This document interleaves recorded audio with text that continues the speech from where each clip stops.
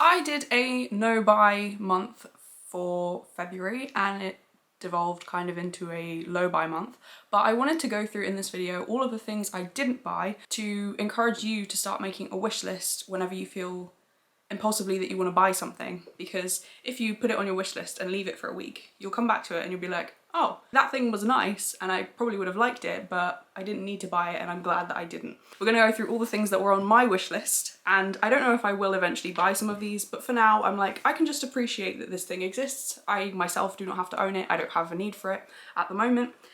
Let's go through. I've got my laptop here with my list.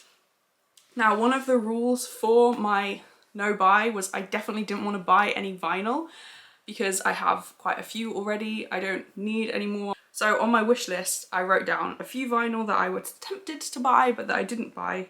So there was Folklore by Taylor Swift. I listened to that a lot at the beginning of February and I never listened to it before and I really loved it, and it felt like something that I could keep coming back to and would still enjoy in many years' time, which I think is important when you're buying a vinyl. You know, I have ones down here that I bought 12 years ago that I still love. It's Humbug by Arctic Monkeys. Definitely bought this at least 12 years ago. It came out in 2009. I did not buy it then.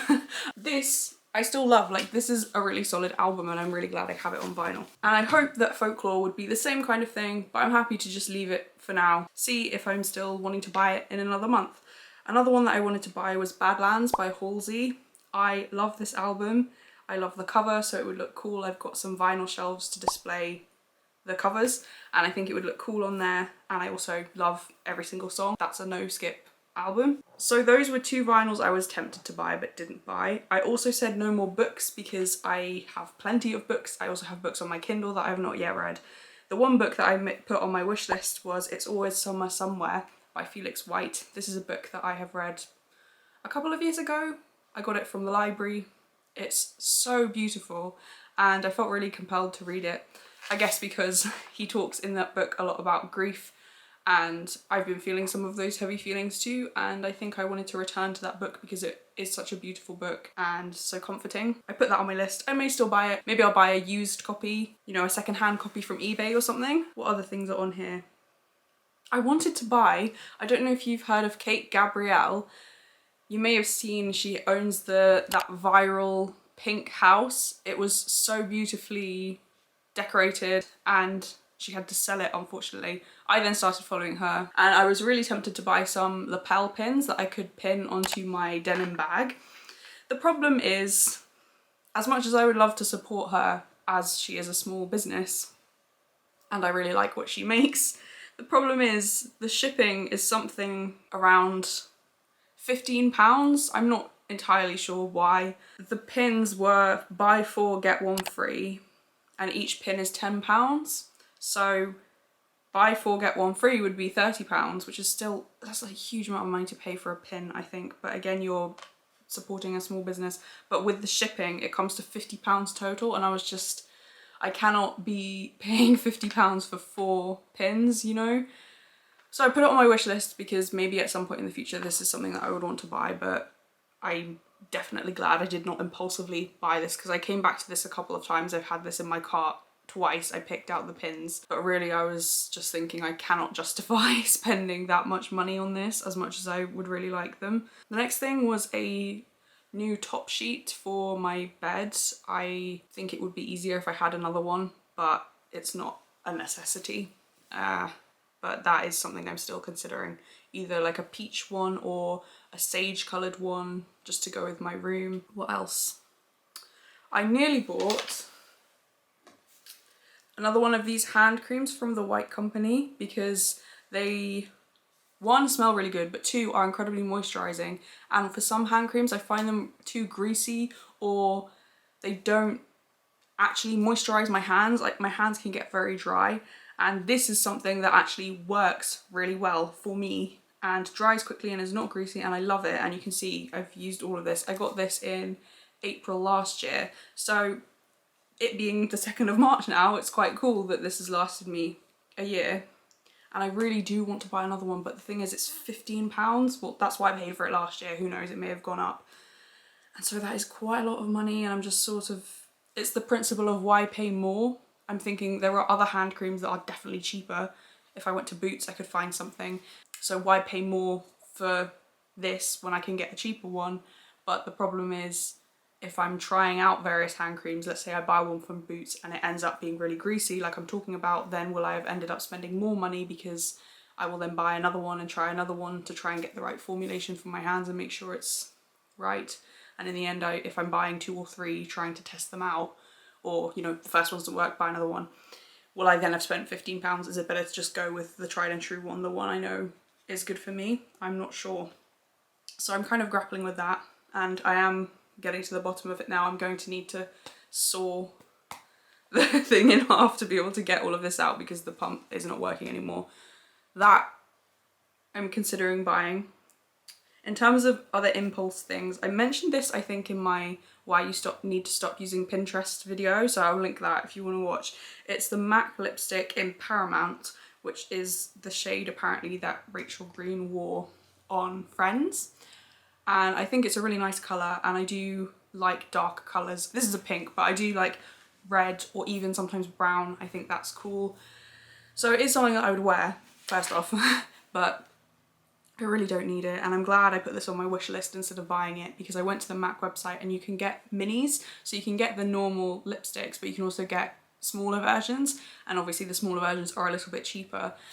And I was nearly going to buy 2. I picked out 2 different colours of the minis and I was like, oh yes, let's buy this, and it was £30 total, but I was just thinking, you know, I can't really justify it because I have plenty of lipsticks that I could wear. I have one that's brown toned, so I can't justify buying another one. So I'm glad that was just living on my wish list. I also nearly bought, I was on the 21 Pilots website and I nearly bought this blue scaled and icy tote. I just think this is cool. I love the bright colour. I love bright colours. I'm literally wearing something colourful today. The sun is out. It feels nearing spring, at least, you know, we've had more sunny days and I'm feeling a bit brighter, and I love wearing colour, and it's £15 and I'm like, could I justify this? Maybe not. So that one is on pause, and I did look at this I think 6 months ago. I saw this and thought, oh, let's buy it, and I thought no. So I'm doing fine without it. It's not like I need it, but it is quite cool and I do love this band, so it'd be cool to support them. The other thing that I was tempted to buy on there was a poster. Again, I will put a photo of what I'm talking about, because I love the colours, and I also love this album so much, Scaled and Icy. I've been listening to it a lot recently because it's a perfect mix between uplifting sounding, like it sounds very poppy, but when you listen to the lyrics are quite deep and sad, so it's a really nice mix if you want to feel a bit brighter but also leave space for difficult emotions. So it is a really good album. It was really polarizing when it came out. Apparently it's some of the fandom, some people think it's their worst album and they hate it, but I love it so much. So it would be cool to get a poster of that. And I don't know if you can see behind me, I have this massive Sabrina Carpenter espresso poster. I really like music posters. I don't actually know where to put this because it was a lot bigger than I thought it was going to be. In fact, now that I've mentioned that, so I've gone through the stuff that was on my wish list that I have not bought, and I'm glad that I didn't buy these things impulsively, because I've been putting money into a LISA to save, and that feels good to actually be doing something for my future self as opposed to just spending money impulsively in the moment. So those are all of the things that I've been tempted to buy, but there were unfortunately some things that I did buy. So I mentioned at the beginning this was supposed to be a no buy month and it devolved into a low buy month, and I'm gonna see how to go forward with this, because just because I made some mistakes and bought some things impulsively, that is not a bad thing. You know, there were plenty of things we've just gone through that I didn't buy, and that's good. So it's not terrible. But I mentioned this poster, I bought the frame for that. That was £20. While it is a lot of money and I'm sort of a bit like, why did I do this now? I am also happy because it looks really cool. I'll put a photo because I don't want to move my chair and move everything.